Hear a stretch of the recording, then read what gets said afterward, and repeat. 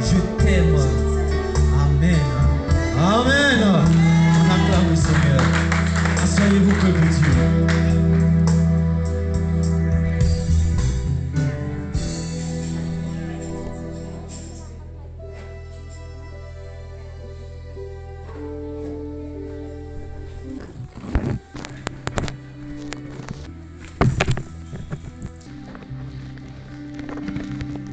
L'évangile de Jésus-Christ est tordu parce que les hommes, quand on va dehors, l'évangélisation.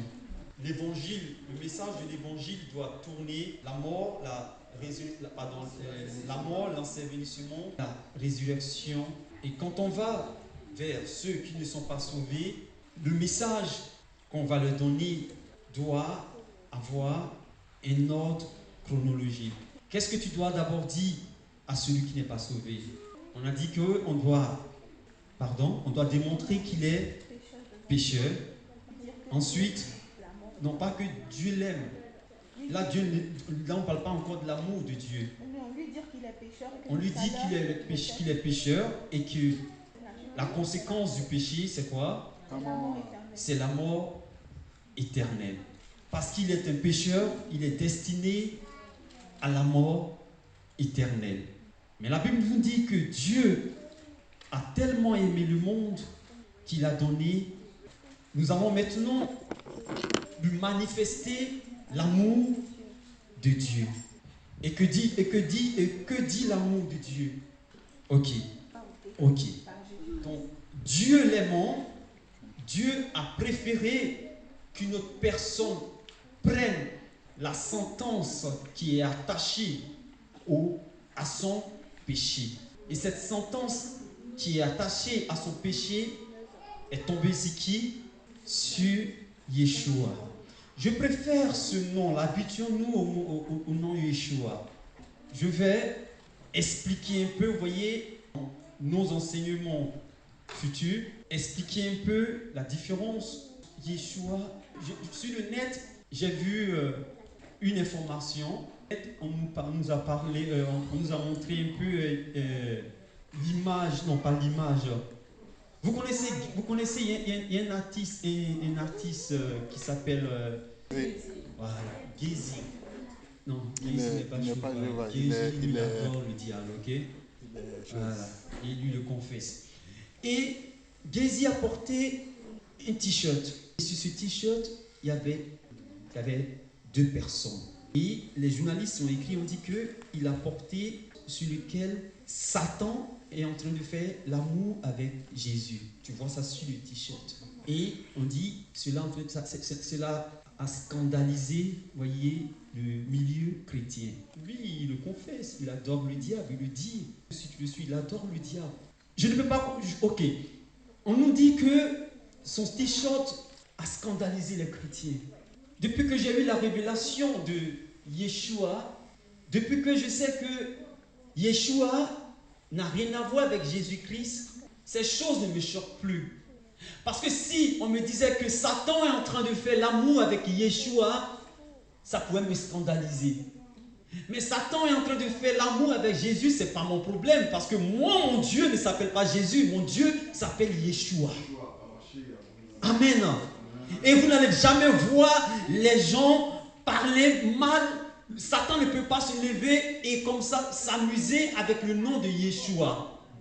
On voit les gens un peu partout parler mal de soi-disant Jésus. Et nous les chrétiens, ça nous choque. Ça nous choque parce que nous avons pour Dieu Jésus. Mais ça ne choque pas le juif. Parce que le juif a pour Dieu Yeshua. Et il y a une grande différence. Et comme je l'ai dit, je vais vous étudier. Amen. Donc, en somme, ce que je veux te faire comprendre, c'est que tu es un Dieu et le nom de ton Dieu, c'est Yeshua. Même si, dans la tradition biblique, les gens ont préféré donner le nom Jésus-Christ, qui est loin de Yeshua quand on parle par la définition.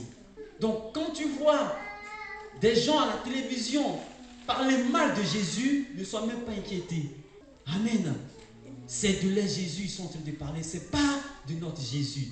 Donc il peut porter des t-shirts où Satan est en train de faire l'amour, en train de faire n'importe quoi avec Jésus. Ne sois pas inquiété. On peut dire que non, Jésus était un homosexuel. Ou bien Jésus-Christ avait pour femme Marie-Madeleine. Il ne faut pas être choqué. Si on te dit que si on disait Yeshua avait pour copine Marie-Madeleine, ou bien Yeshua était un homosexuel, ça va te choquer. Amen. Mais dans tout ce qu'ils font, ils ne vont jamais prononcer, ils ne vont jamais blasphémer avec le nom de Yeshua. Amen. Je reviens à notre... Nous allons dehors. Nous n'allons pas vers ces gens-là pour leur dire viens à Christ et ta vie va changer. Et ce n'est pas la bonne nouvelle. L'évangile, ce n'est pas dit, je vais me répéter encore, l'évangile, ce n'est pas aller dire aux gens viens à Jésus et ta vie va changer. L'évangile, ce n'est pas dire aux gens viens à Jésus et tu vas avoir l'argent. Ce n'est pas ça l'évangile. Ce n'est pas ça la bonne nouvelle. Amen. On est tous d'accord et j'ai déjà expliqué. L'évangile tourne autour de 3 points. On va encore se répéter, c'est quoi? Quel est le message de l'évangile? Le message de l'évangile tourne autour de quoi? La mort, l'ensevelissement et la résurrection. Amen. Voici le message, voici les 3 points autour duquel tourne le message de l'évangile. Donc quand je vais dehors, je vais dire à celui qui n'est pas sauvé qu'il est un pécheur. Et parce qu'il est pécheur, il y a une sentence qui est attachée à son état de péché. Et cette sentence, c'est la mort. Mais Dieu, l'aimant, a voulu que cette sentence tombe sur... C'est en ce moment que je suis en train d'annoncer l'évangile. Amen. Premièrement, je ne parle pas de Jésus. Je dis au pécheur je dis à celui qui n'est pas sauvé qu'il est un pécheur. Je lui dis qu'il est en rébellion, les enfants, s'il vous plaît. Je lui dis qu'il est en rébellion avec Dieu. Et parce qu'il est en rébellion avec Dieu, il y a la mort éternelle qui est attachée. Quand je dis ces choses, le monsieur sera un peu pris de panique. Et c'est en ce moment que je viens te dire, écoute. Et c'est en ce moment que je commence à annoncer l'évangile. Je lui dis maintenant que Christ est mort, Jésus-Christ a été crucifié, Jésus-Christ a été enseveli, Jésus-Christ est ressuscité. Pour que la sentence de la mort qui est attachée à ton état de péché soit... Et on a dit que, quand on dit que Jésus-Christ est mort pour une cause. On a l'habitude de dire qu'il est mort pour nos péchés. Mais il est mort pourquoi? Il est mort pour ôter la sentence de la mort éternelle qui était attachée à l'humanité. Parce que il est mort pour le péché, c'est vrai, mais le salaire du péché, c'est la mort. Et c'est parce que, et quand on dit la mort, c'est la mort éternelle. Donc nous étions tous destinés à la mort éternelle. Mais Jésus-Christ vient, il meurt et il ôte cette sentence de la mort éternelle pour que tu aies la vie éternelle. Amen. Prenons ensemble Romains 16, si quelqu'un peut lire. Paul est en train de dire, je n'ai pas honte de l'évangile. Je vous ai déjà donné un élément qui concerne l'évangile. Je vais vous donner aussi d'autres éléments qui rentrent dans le message de l'évangile. Le premier élément que je vous ai donné le message de la justification. Nous allons annoncer, le message de la justification fait partie de l'évangile. Quand on parle de l'évangile, ce n'est pas être riche, on appelle être, je ne sais pas, prospère ou tout ce que vous pouvez imaginer qu'on peut, quand on va dehors. C'est ces paroles qu'on donne à ceux qui sont dehors pour qu'ils viennent à Christ. Tu es malade, viens, Jésus-Christ va te soigner. Oui, Jésus-Christ va te soigner, mais Jésus... Donc, la bonne nouvelle comprend le message de la justification. Le livre de Romains, vous voyez, on a déjà, parce que c'est ce livre que nous sommes en train de lire, on a essayé de détacher ce livre, on a essayé de le découper. Donc, le message de l'évangile, le message, ce qui concerne la justification, tu sois... Dans le message de l'évangile, on a aussi le message de la sanctification. Donc, je suis en train de développer ce que c'est l'évangile.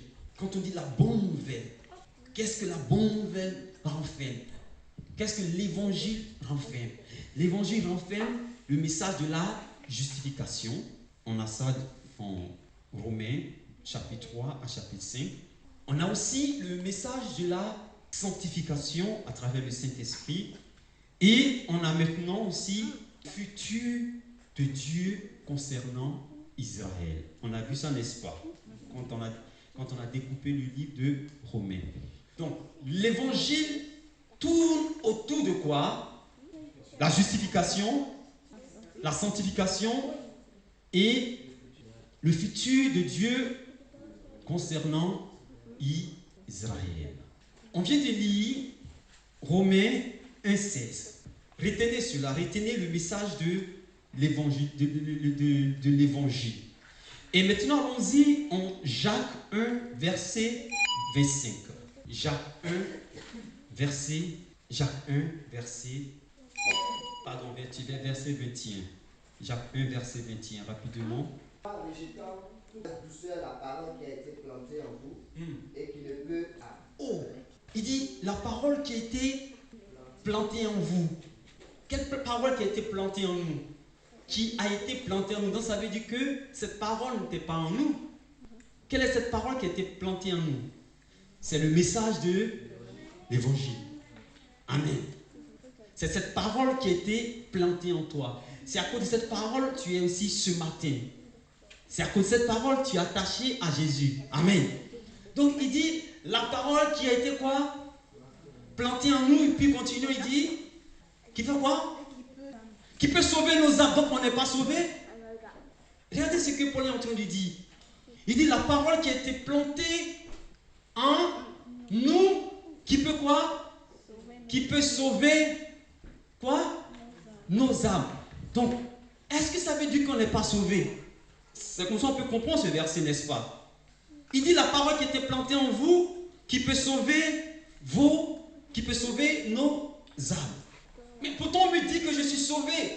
Mais comment Paul me dit de garder cette parole pour être sauvé? Donc je ne suis pas sauvé. De quoi Paul est en train de parler ici? Donc retenez que la parole dont il parle, c'est l'évangile. Et on a dit, l'évangile comprend quoi? Le message de la justification, le message de la sanctification et le plan de Dieu en ce qui concerne Israël. Amen. On va comprendre quelque chose ici.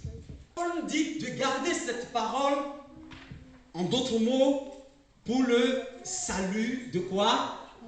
De nos... Il a bien précisé. Il dit le salut de nos âmes. Vous vous rappelez de l'entretien que Jésus-Christ a eu avec Nicodème, quand il a dit à Nicodème, tu dois naître de nouveau. Qu'est-ce que Nicodème a dit? Et qu'est-ce que Jésus-Christ a dit?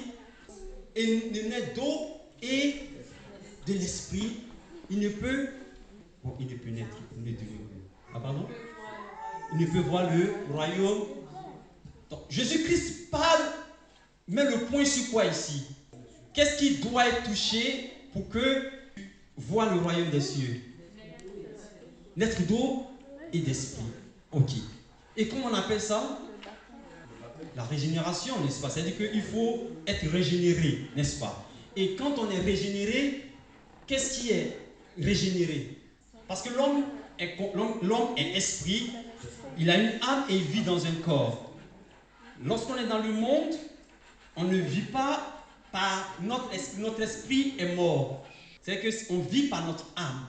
Notre âme est attachée à notre chair. Et on sait que tout ce qui vient de notre chair est péché. Amen. Donc l'âme est au milieu. L'âme a le choix. S'attacher à l'esprit, s'attacher à la chair. Mais en étant dans le monde, n'ayant pas Christ, notre âme est attachée à notre chair. Amen. Et lorsque je suis régénéré, qu'est-ce qui se passe? C'est-à-dire que mon esprit renaît, ce qui veut dire que maintenant l'âme est toujours là. Et la Bible nous encourage, sinon Paul nous encourage à laisser notre âme être maintenant attaché à l'esprit. Ok? Au lieu d'être attaché à la chair. Raison pour laquelle on dit tu marcher selon l'esprit pour ne pas faire les œuvres de la chair. Amen. Il dit de marcher. C'est qu'il nous encourage à marcher par l'esprit. Il t'encourage, mais tu n'es pas obligé. Mais il y a aussi les conséquences aussi de marcher par l'esprit et les conséquences de marcher par la chair. Ok. Jésus dit ici à Nicodème, ton esprit doit naître de nouveau. Parce que dans la nouvelle naissance, ce n'est pas l'âme qui naît de nouveau. C'est l'esprit qui naît de nouveau parce que l'esprit est mort, était mort. Ceux qui sont dehors, qui n'ont pas Jésus, leur esprit est mort. Donc quand tu acceptes Jésus-Christ, le fait d'accepter Jésus-Christ amène ton esprit à renaître. Donc la régénération se fait au niveau de quoi? Au niveau de l'esprit. La régénération ne se fait pas au niveau de l'âme. Donc la conversion, lorsque j'accepte le Seigneur Jésus-Christ, cette conversion se fait au niveau de l'esprit. Mais la conversion de l'âme, c'est autre chose.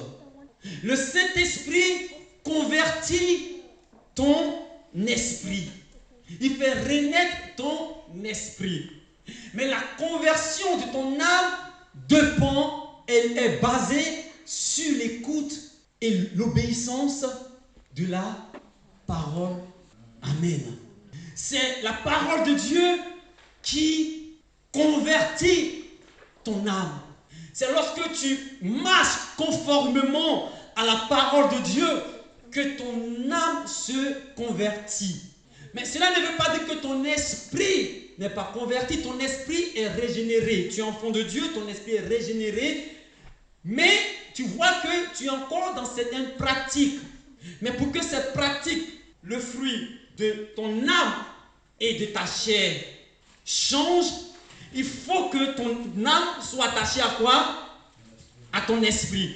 Mais pour que ton âme soit attachée à ton esprit, cela se fait par l'écoute et l'obéissance à la parole de Dieu. Point avant de terminer. On a l'habitude de dire, allons sauver des âmes, allons gagner des âmes. On dit, n'est-ce pas? Comme j'ai dit à House of Bread, on est là pour... Est-ce que ce langage est approprié? Parce que quand on dit, allons gagner des âmes, vers qui on va? Le salut, quand on parle du salut de l'âme, le salut des âmes, vers qui ce salut est orienté, serviteur? Donc, vers qui ce message est orienté? Aux païens. On attend, non, allons gagner des âmes. Ah, vous devez gagner des âmes? Non, le salut des âmes. Mais est-ce que le salut, le message du salut de l'âme est dirigé vers le païen? La réponse est là. Si tu peux encore nous relire Jacques 1, 21. Et qui ne peut sauver votre âme. Ici, on parle du salut de l'âme. Mais à qui Paul est en train de s'adresser? Aux croyants. Donc, on ne peut pas lier le salut de l'âme aux païens. Amen. Le salut de l'âme ne concerne pas le salut de l'âme des païens. Et comme je l'ai dit, ce n'est pas quand on parle c'est pas l'âme qui est régénérée, c'est l'esprit qui est régénéré. Amen. Donc on ne peut plus parler on ne peut pas dire que non, quand tu me dis, quand tu vois le salut de l'âme comme le salut de l'âme de quelqu'un, c'est-à-dire ce qu'on a en tête, c'est amener, vous voyez, cette personne à accepter Christ pour obtenir la vie éternelle, n'est-ce pas? Mais ce n'est pas par l'âme qu'on obtient la vie éternelle. C'est par ton esprit. C'est ton esprit qui est lié à la vie éternelle. Parce qu'aussi longtemps que ton esprit est mort, tu es, comme on appelle, c'est plutôt la mort éternelle qui est attachée à ta personne. Amen. On a le salut de l'âme. Et on a le salut éternel. Sinon, le don de la vie éternelle. Sinon, je peux dire, on a le don de la vie éternelle et on a le salut de l'âme. Le don de la vie éternelle est adressé aux païens. C'est-à-dire, je vais vers les païens pour leur dire que Dieu les aime tellement, Dieu les aimant veut leur donner la vie éternelle.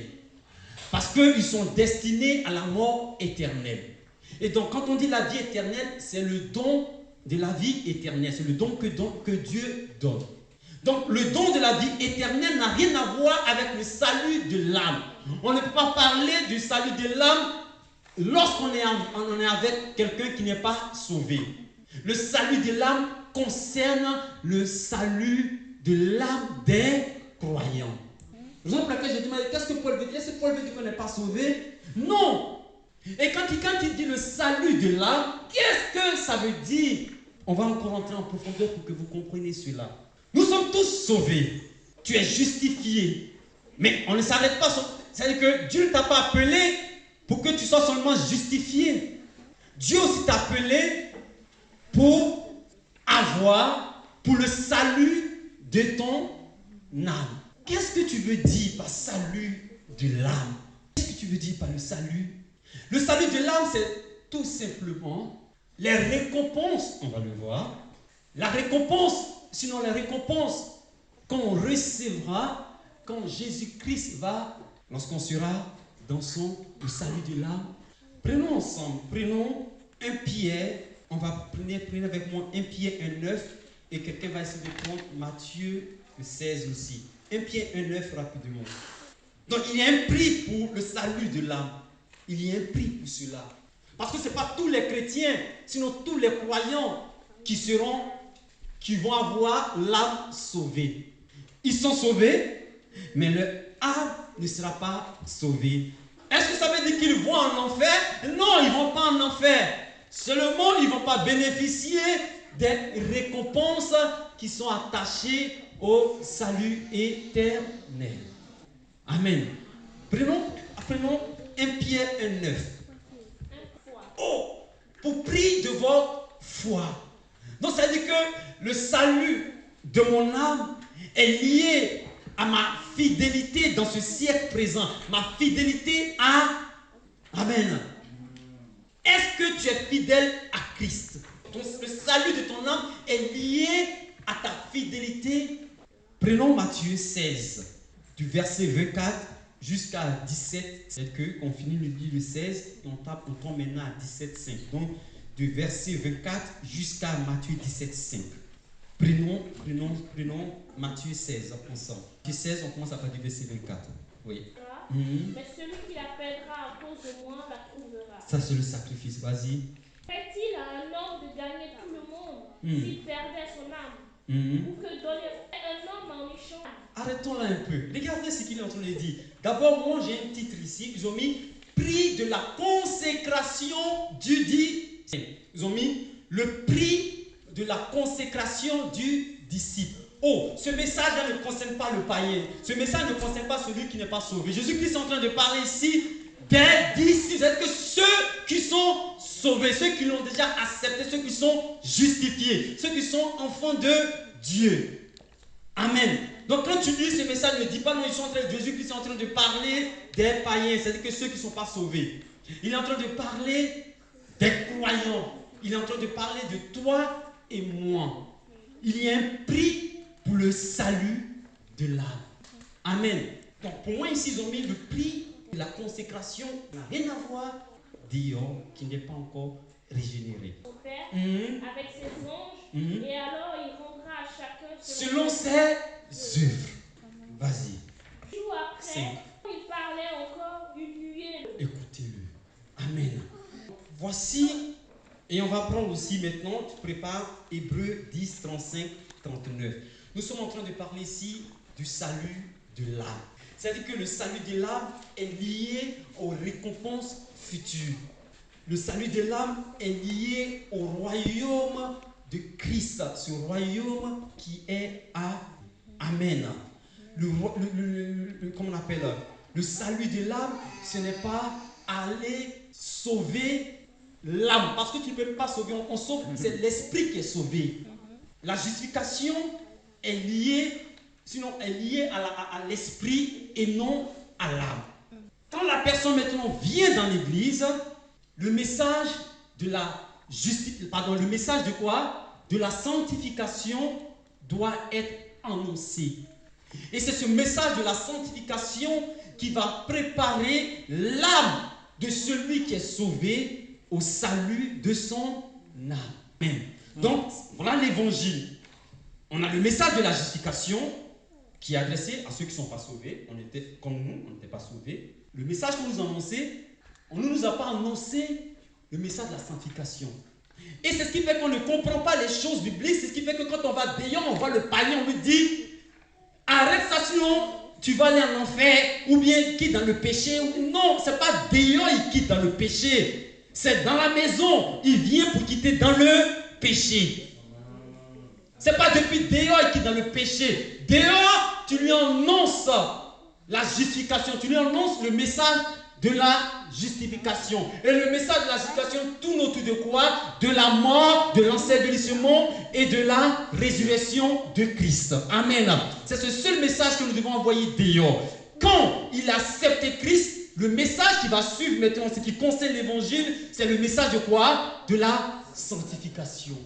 Et le message de la sanctification maintenant pour le salut de son âme. Le message de la sanctification pour les récompenses futures. Amen. Et maintenant, il y a un message qui est particulier aux Juifs. Et c'est ce message qu'on ne comprend pas, et c'est ce message qu'on utilise pour aller sauver des soi-disant païens. Et que dit le message qui concerne les Juifs? Romains 10, si tu peux nous dire ça, c'est bon. Romains 10, 9. Non, c'est pour toi, c'est en anglais. Ok, lis-nous Romains 10, 9. Ok, ça c'est un message qui concerne les Juifs. Mais je suis juif, je suis fils d'Abraham par ma foi en Christ. Ça me concerne aussi maintenant. Donc c'est un message en quelque sorte qui concerne l'église de Dieu. Le païen ne fait pas partie de l'église de Dieu. Donc tu ne peux pas dire au païen, confesse Jésus-Christ de ta bouche avant que tu sois sauvé. C'est-à-dire, je vais dire quoi? Tu ne peux pas dire au païen, répète après moi, Seigneur Jésus, je t'assure comme Seigneur et Sauveur, je te demande pardon pour mes péchés, et quand il finit, tu dis que tu es sauvé. C'est faux.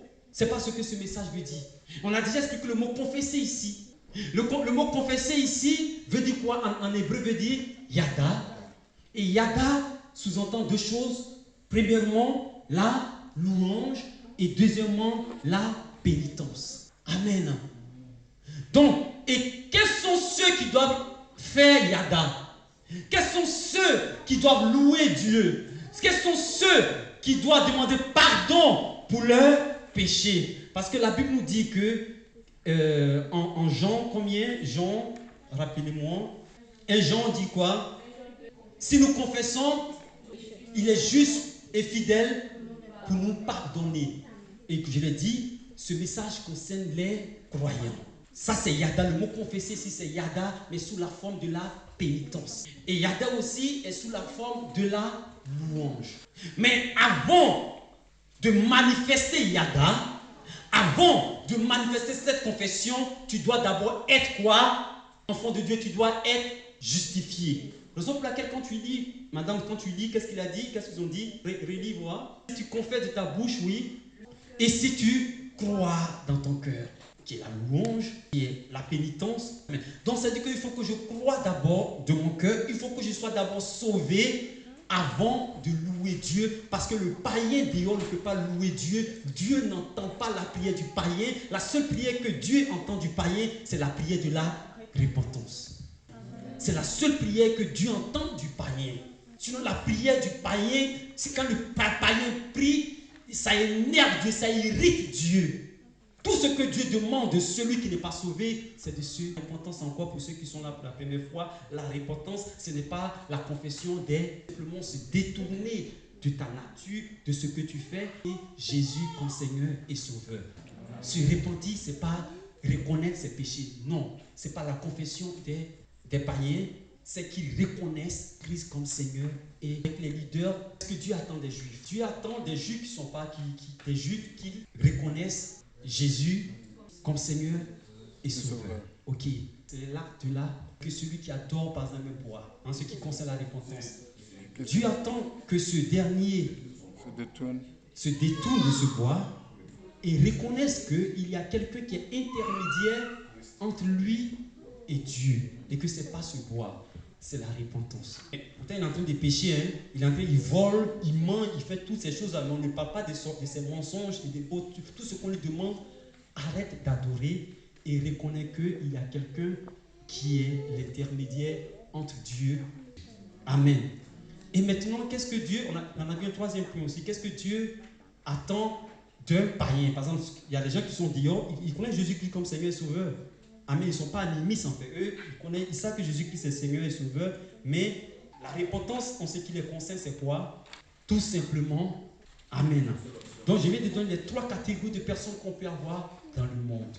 Les Juifs, ils doivent seulement reconnaître Jésus comme Seigneur et Sauveur. C'est pour ça que, comme vous avez vu dans le discours de Pierre, il a dit, quand les gens demandaient que devons-nous faire, ils ont dit, répentez-vous et soyez baptisés. C'est-à-dire qu'ils reconnaissaient Jésus comme Seigneur et Sauveur parce qu'ils ne le reconnaissaient pas.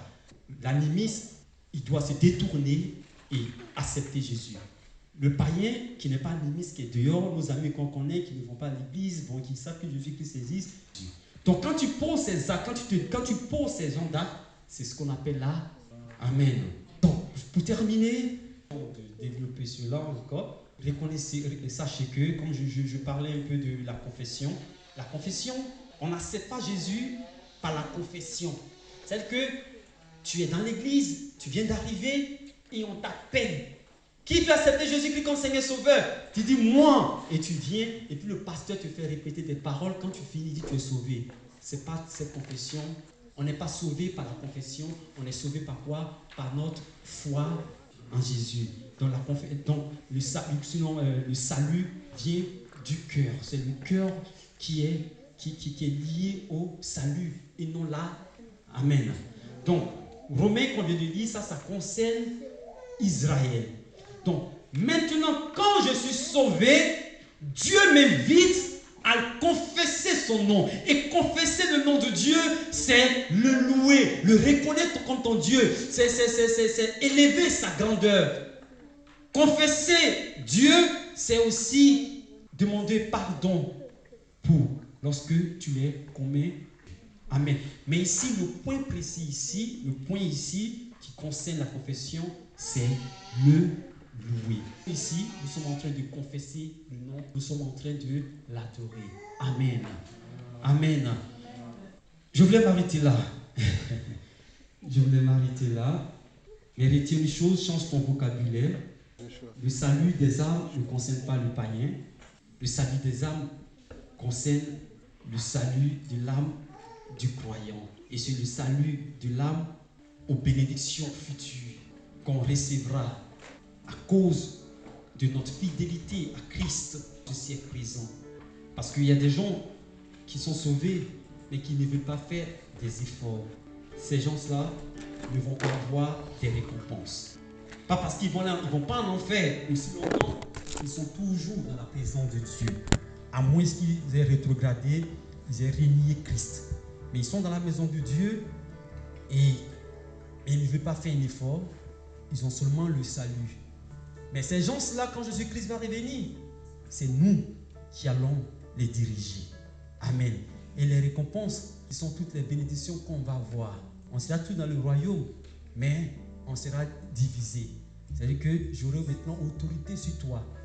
Aujourd'hui, je ne peux pas avoir autorité sur toi parce que on est comme on appelle, on a tous l'Esprit de Dieu, on est tous enfants de Dieu. Mais les récompenses, nous départager. Amen.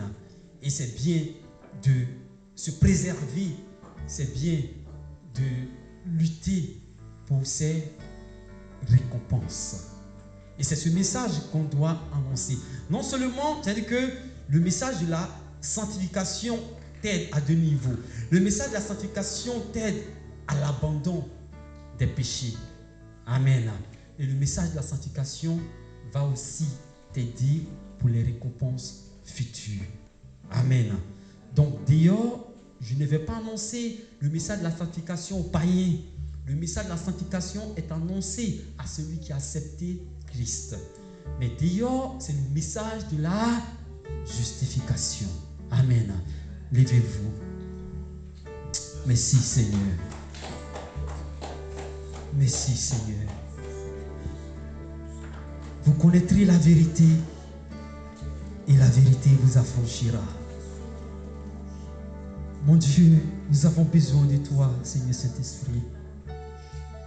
Viens, Seigneur Saint-Esprit, nous aider. Nous aimons Christ, mais nous ne savons pas comment le servir. Trop de choses nous ont été annoncées, trop de messages. Tout est mélangé, comme on le dirait. Nous avons besoin de toi pour être libres. C'est seulement la vérité qui nous affranchira. Ce n'est pas les prières de la délivrance. Non, seulement la vérité nous affranchira. Et même la vérité sur la délivrance. Aussi longtemps que je ne comprends pas ce que c'est la délivrance, je ne serai jamais affranchi. Nous avons besoin de comprendre ton message. Qu'est-ce que c'est l'évangile? Aussi longtemps que nous ne savons pas ce que c'est, nous allons toujours tâtonner. Et ce message de l'évangile est clair. Le message de l'évangile, c'est le message de la justification, de la sanctification, le message de la glorification. Oui, nous sommes appelés à la glorification. Cette glorification qui nous aidera à être avec toi lorsque tu viendras, lorsque tu seras dans les nuées. Parce que nous avons capté ce message de la glorification, notre corps sera transformé. Mais ceux à qui on n'a pas donné ce message, qui ne savent rien de la glorification, seront toujours dans le péché. Ils ne seront pas dans les airs avec toi. Ils seront encore sur la terre, ils vont souffrir jusqu'au dernier jour où leur corps aussi, s'ils sont toujours avec toi malgré la tribulation, c'est en ce moment que leur corps aussi sera transformé pour être dans ton royaume. Mais pourquoi attendre cette souffrance avant d'être glorifié si l'opportunité d'être glorifié m'est donnée?